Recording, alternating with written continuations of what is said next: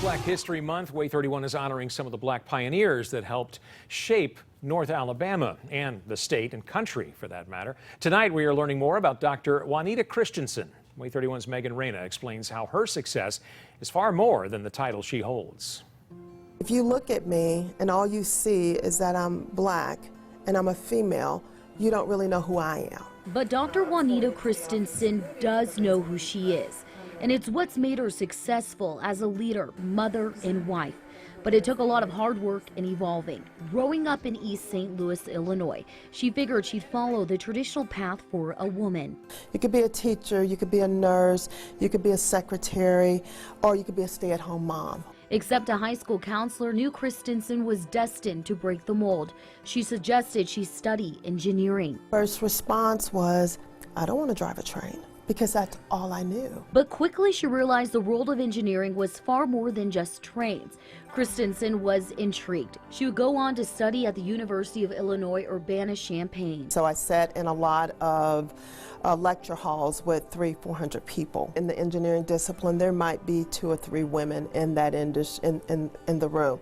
I would usually be the only black. At times, it was evident some people didn't think she belonged. In one of my engineering classes, I was struggling. I went to the office hours of the professor, and he looked right in my face and basically said to me, I don't even know why you're in my classroom. But Christensen took that moment and used it as motivation. She graduated in 1985 with a degree in computer engineering. Christensen was the first of her 7 siblings to earn a degree, and she didn't stop there. She eventually earned her master's, then doctorate, while juggling 3 children. One of the things that my mother always taught me was to not let your environment define who you are. You know, you have to know who you are. Christensen would work for several industry companies, eventually relocating her here to Huntsville. But it wouldn't be until 2007 she'd start her career with the Army. To me, their bottom line was the dollar. Well, in the Army, and as an Army civilian, the bottom line is that soldier in the field. Aside from holding several different roles, climbing up the ladder, Christensen always made it a priority to mentor others, whether it's professionals in the industry or high school students interested in STEM.